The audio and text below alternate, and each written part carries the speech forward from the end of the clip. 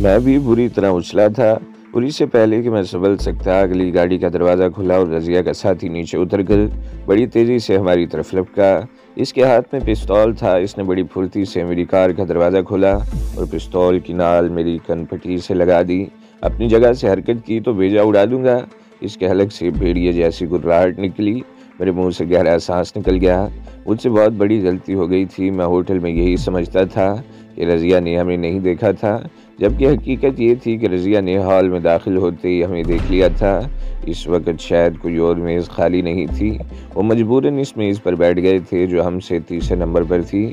اس آدمی کا رخ تو ہماری طرف تھا، لیکن رضیہ کسی قدر رخ بدل کر بیٹھی تھی۔ اس نے اپنے ساتھی کو ہمارے بارے میں بتا دیا ہوگا، مگر وہ جان بوجھ کر ہم دونوں کی طرف سے انجان بنے رہے تھے۔ اور جب ہم وہاں سے نکلے تو انہوں نے اپنی گاڑی پر ہمارا تعاقب شروع کر دیا، اور میں دنیا کا سب سے بڑا احمق تھا کہ اپنے تعاقب کا بھی خیال نہیں رکھا تھا اور اب اپنی حماقت کا خمیازہ بھگتنے کی تیاری کر رہا تھا۔ رضیہ بھی گاڑی سے اتر کر ہماری طرف آ گئی۔ ہیلو، کیسی ہو چمک چلو؟ میں اس کی طرف دیکھ کر مسکرا دیا۔ دل تو چاہتا تھا کہ تمہیں اسی وقت گولی سے اڑا دوں، وہ دانت کچھ آتے ہوئے بولی، لیکن ابھی مجھے تم سے بہت سا حساب کرنا ہے۔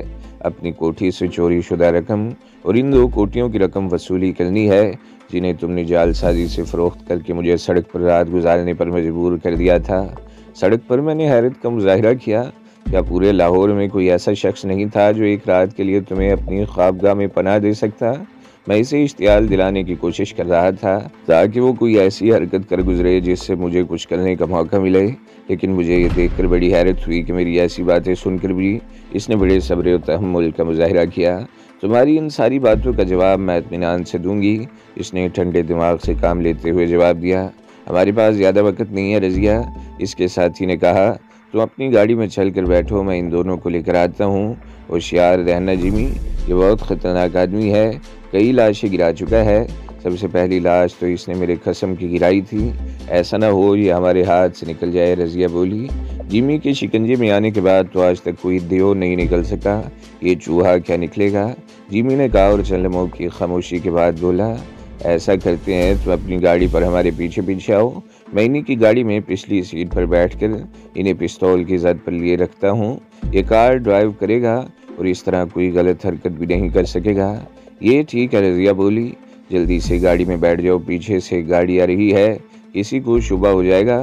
پیچھے سے آنے والی گاڑی کو میں نے بھی دیکھ لیا تھا، لیکن رضیہ ضرورت سے زیادہ ہی چالاک ثابت ہوئی تھی۔ جمی بڑی پھرتی سے میری گاڑی کا پچھلا دروازہ کھول کر اندر بیٹھ گیا۔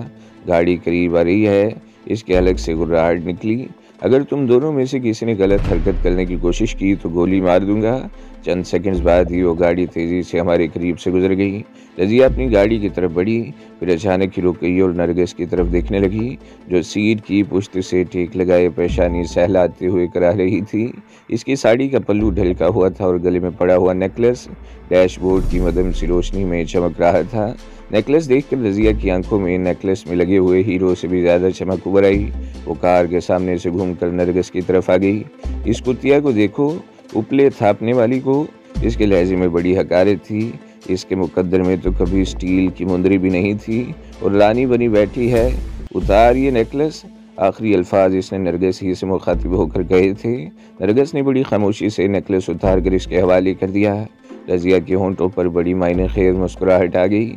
آخر کار نیکلس اس کے قبضے میں آ ہی گیا تھا۔ وہ اپنی گاڑی کی طرف چلی گئی۔ گاڑی سٹارٹ کرو، پچھلی سیٹ پر بیٹھے ہوئے جمی نے میری گردن پر پستول کا دباؤ بڑھاتے ہوئے کہا۔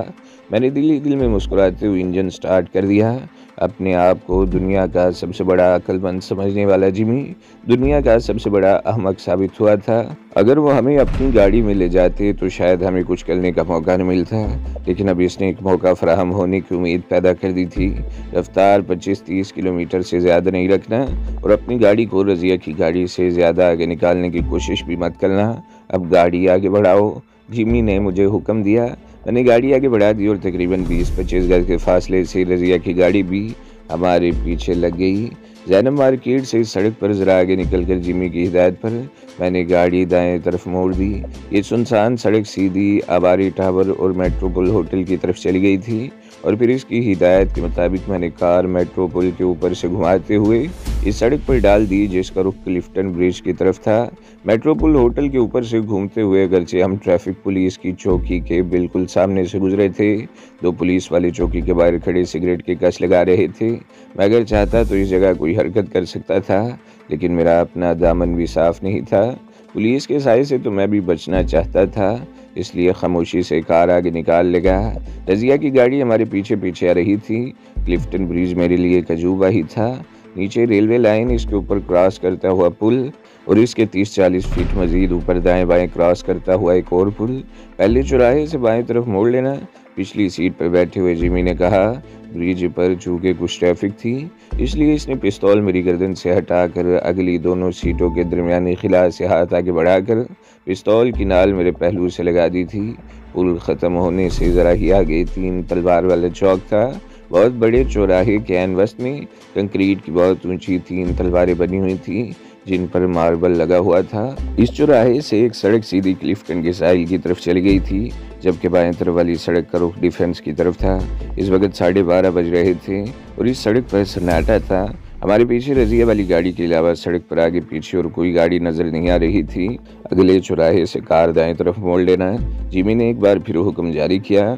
इस वक्त हम 3 तलवार वाले चौक से तकरीबन 200 गज आगे आ चुके थे। अगला चौराहा तकरीबन 50 गज के फासले पर था। मैंने कार की रफ्तार मजीद कम कर दी और चौराहे पर पहुंचकर इसे जिमी की बताई हुई सीमत में घुमा दिया। यह सड़क भी कुशादा थी और इसके दोनों तरफ बहुत बड़े बड़े रिहायशी बंगले थे। इस लिहाज से यहाँ और भी सन्नाटा था। जिमी की पिस्तौल की नाल अब भी मेरे पहलू से लगी हुई थी। मेरे ख्याल में जिमी से निमटने का इससे बेहतर और कोई मौका नहीं हो सकता था। मैंने गर्दन घुमाकर नरगिस की तरफ देखा। वो अभी तक पेशानी सहला रही थी और फिर ठीक इसी लम्हे जिमी ने पिस्तौल एक बार फिर मेरे पहलू से हटाकर गर्दन से लगा दिया और मेरे ख्याल में ये अच्छा ही था। वो सामने जो सुर्ख बत्ती नजर आ रही है, वहाँ से गाड़ी को बाएं तरफ घुमा लेना। जिमी ने एक बार फिर हुक्म सादर किया। दाएं बाएं, आखिर तुम हमें कहाँ ले जाना चाहते हो? मैंने किसी कदर झंझलाहट का मुजाहरा करते हुए कहा। जहन्नम में, जिमी गुर्राया। खामोशी से गाड़ी चलाते रहो। अगर तुम्हारी मंजिल जहन्नम ही है तो ज़्यादा दूर जाने की क्या ज़रूरत है? मैंने कहा और इसके साथ ही स्टीयरिंग को बड़ी तेज़ी से दाएं तरफ घुमाकर नीचे झुक गया। कार को एक ज़ोरदार झटका लगा। मैं पैसेंजर सीट की तरफ झुका ही था, जबकि जिमी झटका लगने से दरवाजे की तरफ झुका। दबाव या बदहवासी से पिस्तौल का ट्रिगर दब गया। गोली डैशबोर्ड के सामने लगी और एक सुराख बन गया। कार को घुमाती मैंने पूरी कुव्वत से ब्रेक भी लगाया था और फुर्ती का मुजाहरा करते हुए मैं स्टीयरिंग छोड़कर अपनी सीट पर उछला और पिछली सीट पर जिमी पर छलांग लगा दी, जो संभलने की कोशिश कर रहा था। मेरा हाथ इसके पिस्तौल वाले हाथ पर पड़ा था। मैंने इसकी कलाई पूरी तरह मरोड़ दी। पिस्तौल का ट्रिगर एक बार फिर दब गया। इस मरतबा गोली ड्राइविंग सीट की पुश्त में धंस गई। पहले फायर की आवाज़ तो रात के सन्नाटे में गूंज गई थी, लेकिन दूसरे फायर की आवाज़ दब गई। ये पोश इलाका था, बड़ी वसी और ईज कोठियाँ थीं। रात आधी से ज़्यादा गुजर चुकी थी। लोग बिस्तरों में गहरी नींद के मज़े लूट रहे थे। अगर किसी कोठी के मकीन जाग भी रहे होंगे तो गोली की आवाज़ सुनकर वैसे ही सहम गए होंगे। ये दौलतमंद लोग यूं तो बड़े ताकतवर होते हैं, ये ताकत पैसे की होती है, वैसे ये बड़े बुज़दिल होते हैं। गोली की आवाज़ सुनकर तो घरों की बत्तियां भी बुझा दी गई होंगी। मुझे फायर की आवाज़ गूंजने के बावजूद किसी तरफ से मुदाखलत की तवक्का नहीं थी, ताहम पुलिस का अंदेशा ज़रूर था। अगर कोई भोली भटकी मोबाइल इस तरफ आ निकली तो मुश्किल पैदा हो सकती थी। जिमी अपना हाथ छुड़ाने की कोशिश कर रहा था। मैंने अपना दूसरा हाथ इसकी कलाई पर जमा दिया और दोनों अंगूठों के नाखून इसकी कलाई की शरेआन में गाड़ दिए। जिमी के मुंह से हल्की हल्की कराहें खारिज होने लगीं। मैं शरेआन पर नाखूनों का दबाव बढ़ाता गया। पिस्तौल पर इसकी गिरफ्त ढीली पड़ गई। मैंने एक हाथ से इससे पिस्तौल छीन लिया और दूसरे हाथ से इसके बालों को मुट्ठी में जकड़कर इसका सर अगली सीट के किनारे से टकराने लगा। इस वक्त रजिया की गाड़ी भी टायरों की तेज चिड़चिड़ाहट की आवाज़ के साथ हमारी कार के करीब आकर रुकी और इस वक्त एक और हैरत अंगेज बात देखने में आई। नरगिस ने अपनी तकलीफ भूल कर कार का दरवाज़ा खोला और नीचे छलांग लगा दी। इसने साड़ी का पल्लू कमर में अड़स लिया और रजिया की कार की तरफ लपकी। रजिया शायद सूरत हाल का सही तौर पर अंदाज़ा नहीं लगा सकी थी, लेकिन नरगिस को अपनी तरफ बढ़ते हुए देखकर इसने आवाज़ पर काबू पाने की कोशिश करते हुए अपनी गाड़ी को रिवर्स में लेने की कोशिश की। लेकिन इसी वक्त नरगिस ने ड्राइविंग साइड वाले दरवाजे के हैंडल पर हाथ रखकर ज़ोरदार झटके से दरवाज़ा खोल दिया और रजिया का बाजू से पकड़कर खींचने लगी। रजिया ने दोनों हाथ बड़ी मजबूती से स्टीयरिंग पर जमा रखे थे। इसी के हाथ ही से एक्सीलेटर पर पैर का दबाव भी डाल दिया। گاڑی ایک جھٹکے سے پیچھے ہٹنے لگی۔ نرگس بھی اس کے ساتھ گھسٹتی چلی گئی۔ اس نے رضیہ کے بازو پر گرفت ڈھیلی نہیں کی تھی اور آخر کار وہ رضیہ کو سیٹ سے باہر کھینچنے میں کامیاب ہو گئی۔ رضیہ بھد کی آواز سے نیچے گری۔ گاڑی ریورس میں چلتی ہوئی ایک بنگلے کے سامنے جنگلے سے ٹکرا کر رک گئی۔ نرگس نے رضیہ کو چھاپ لیا تھا۔ وہ اس کے بال پکڑ کر زور زور سے جھٹکے دے رہی تھی اور رضیہ ہولے ہولے کرا رہی تھی اور آخر کار رضیہ کا داؤ بھی چل گیا۔ اس نے نرگس کے سینے پر 2-3 گھونسے جڑ دیے۔ نرگس بھی کرا اٹھی۔ اس نے رضیہ کے بال چھوڑ دیے اور پھر دونوں ایک دوسرے سے گتھم گتھا ہو گئیں۔ رضیہ نے بھی ساڑی پہن رکھی تھی۔ نرگس نے تو اپنی ساڑی کا پلو اڑس کر اپنے آپ کو الجھاؤ سے کسی حد تک محفوظ کر لیا تھا، لیکن رضیہ کی ساڑی اس کے لیے بہت بڑا مسئلہ بنی ہوئی تھی۔ پہلو بار بار الجھ رہا تھا اور اسی کے لیے وہ مار بھی کھا رہی تھی۔ نرگس نے رضیہ کے بلاؤز پر ہاتھ ڈال کر زوردار جھٹکا دیا۔ چرار کی آواز کے ساتھ وہ پھٹ گیا۔ رضیہ نے بھی اس کے گریبان پر ہاتھ ڈالنے کی کوشش کی تھی، مگر نرگس نے اس کے منہ پر زوردار تھپڑ رسید کر دیا۔ چٹاک کی آواز کے ساتھ رضیہ کی ہلکی سی چیخ سنائی دی۔ وہ دونوں خونخوار بلیوں کی طرح گرا رہی تھیں۔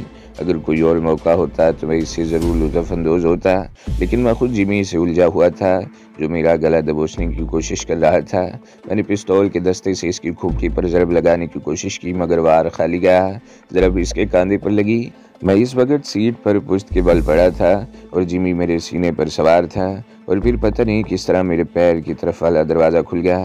ہماری دھینگا مشتی میں شاید دروازے پر دباؤ پڑا تھا جس سے وہ کھل گیا۔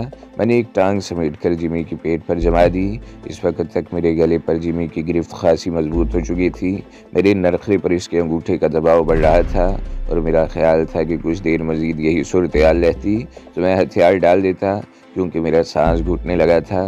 میں نے پیر جمی کے پیٹ پر مضبوطی سے جمایا اور اسے پوری قوت سے پیچھے دھکیلنے لگا۔ مجھے مایوسی نہیں ہوئی۔ میرے گلے پر اس کی گرفت ڈھیلی پڑتی چلی گئی۔ میں نے پوری قوت اپنی ٹانگ میں مجتمع کر لی اور پیر سے زوردار دھکا دیا۔ جمی کار کے کھلے ہوئے دروازے سے پشت کے بل زمین پر گرا۔ اس کے منہ سے ہلکی سی چیخ نکل گئی۔ میں اپنے آپ کو سنبھالنے کی کوشش کرنے لگا۔ میرا خیال تھا کہ جمی سنبھل کر دوبارہ حملہ آور ہوگا، لیکن اس نے عقل مندی یہ کی کہ مجھ پر حملہ کرنے کے بجائے اٹھ کر بنگلوں کے درمیان ایک تاریک گلی کی طرف دوڑ لگا دی۔ میں سیٹ سے اٹھ گیا۔ اس وقت تک پستول میرے ہاتھ سے نکل کر سیٹوں کے درمیان فٹ میٹ پر گر چکا تھا۔ میں نے پستول اٹھایا اور کار سے اتر گیا۔